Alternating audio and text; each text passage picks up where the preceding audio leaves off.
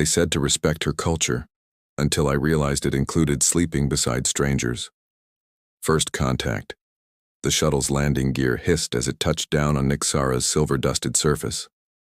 Elian Mercer pressed his face to the viewport, taking in the alien landscape, a vista of twisted blue vegetation under a perpetual twilight sky. After 3 years of studying the Valerian language remotely, he was finally here to document their dream-sharing practices. Remember, observe only. No interference. Professor Keldon's final warning echoed in his mind as the airlock cycled open. The welcoming party consisted of 3 Valerians, their slender forms wrapped in shimmering fabrics that caught the light from the gas giant overhead. At their center stood a female with deep violet eyes that seemed to look through rather than at him. "I am Lyra," she said in perfectly accented standard. "The council has assigned me as your guide during your stay." Her voice carried a musical quality, almost like 2 tones harmonizing together. "Thank you for the honor," Elian replied, attempting the traditional greeting gesture he'd practiced countless times. "I've dedicated years to studying your language and customs." Something like amusement flickered across her features. "Yet you know nothing of us." The settlement was a marvel of organic architecture, structures that seemed grown rather than built, pulsing with bioluminescence as dusk deepened. Lyra showed him to his quarters, a bubble-like chamber with walls that shifted between transparency and opacity. "The membrane responds to thought," she explained, touching the wall with gentle fingers. "Think of privacy, and it will provide it." Over the next few days, Elian shadowed Lyra as she went about her duties as a knowledge keeper. He noticed how the Valerians communicated not just with words but with subtle movements, how they touched foreheads in greeting, how their eyes dilated in synchrony during conversation.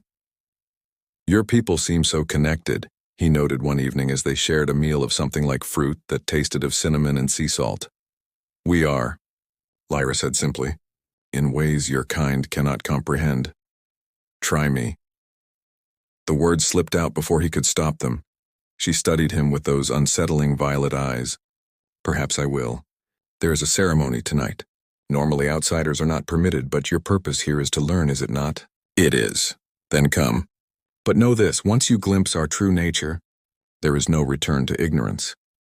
As twilight faded to true night, Elian followed Lyra toward a gathering of soft lights and gentle voices, unaware that he was about to cross a threshold from which he could never truly return. The invitation. The ceremonial chamber was a vast dome with a ceiling that seemed to disappear into the night sky.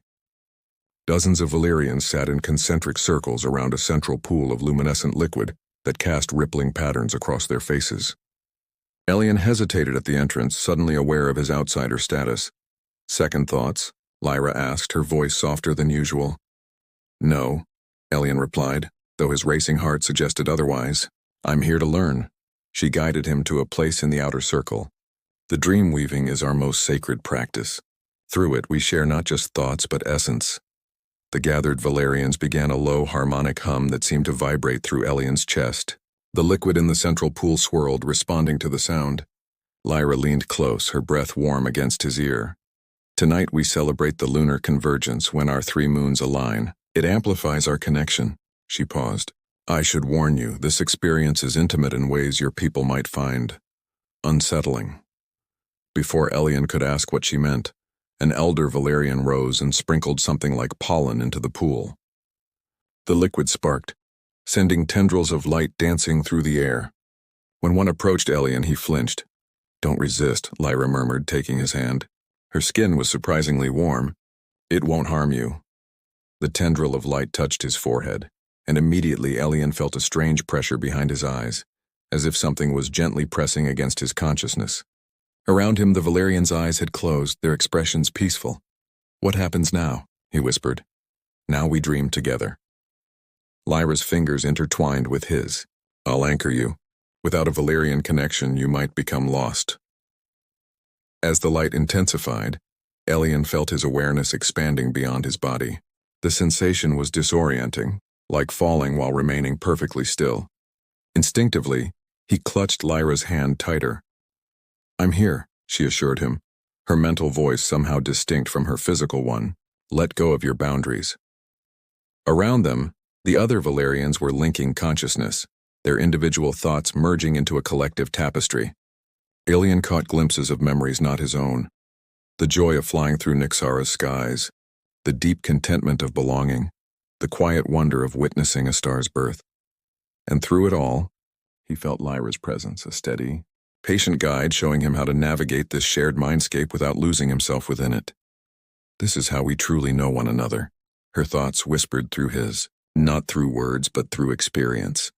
As the ceremony deepened, Elian realized with a start that this was what humans had always sought in their closest relationships: complete understanding, absolute acceptance. And despite his scientific objectives, he found himself yearning to know Lyra in this profound way. Dream-woven.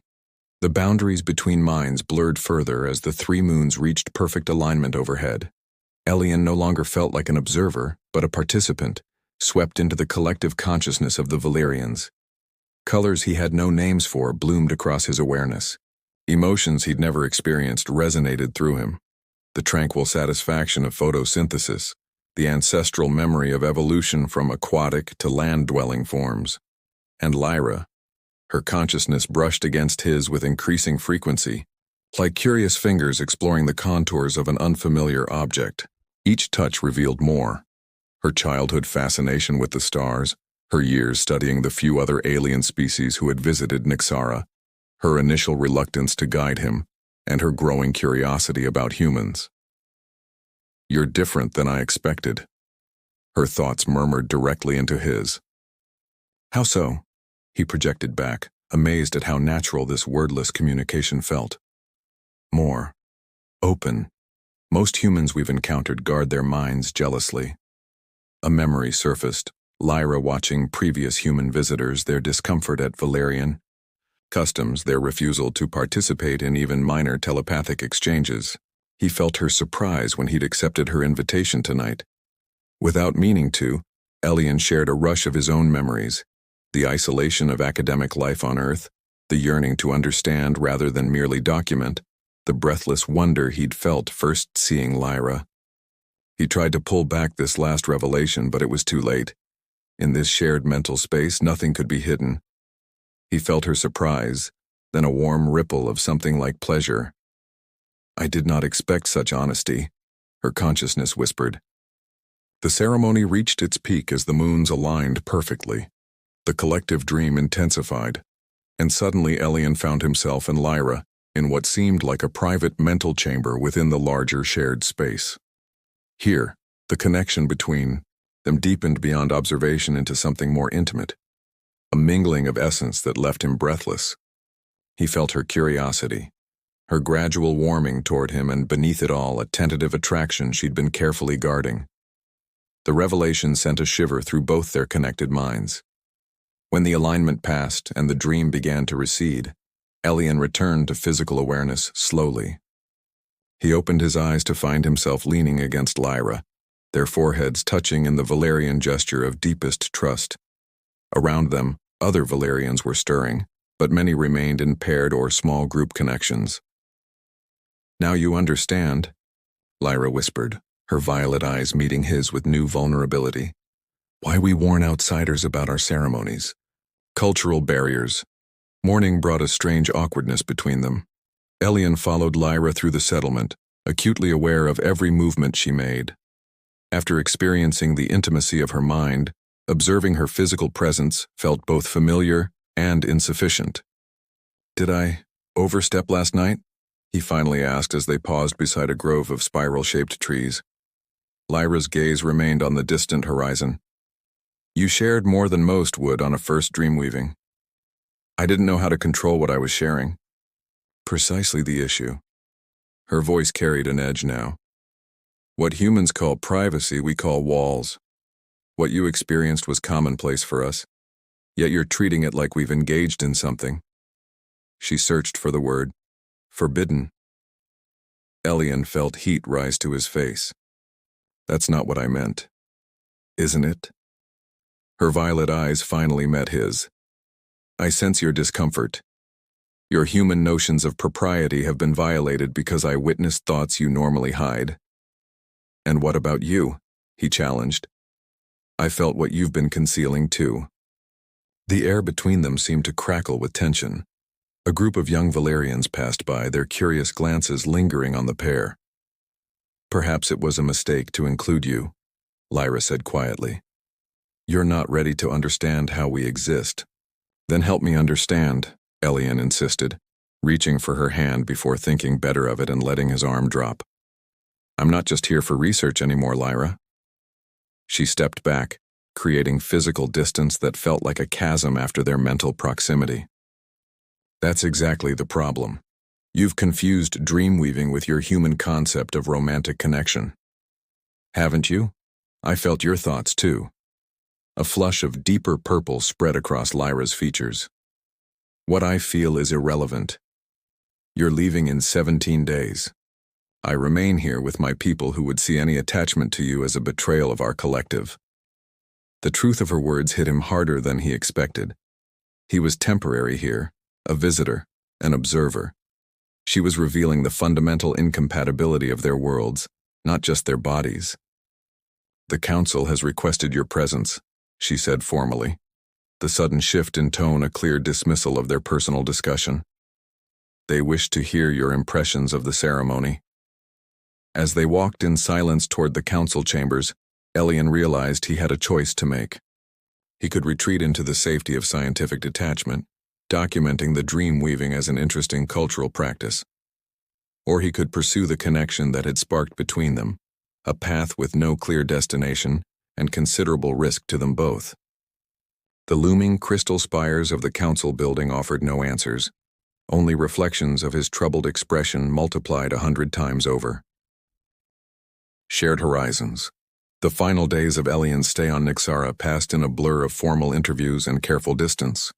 Lyra remained his guide, professional and courteous, but the easy companionship of their early days had vanished. The memory of their shared consciousness hung between them, unacknowledged yet impossible to forget. 3 days before his scheduled departure, a storm swept across the settlement, sheets of silver rain that confined everyone to their dwellings.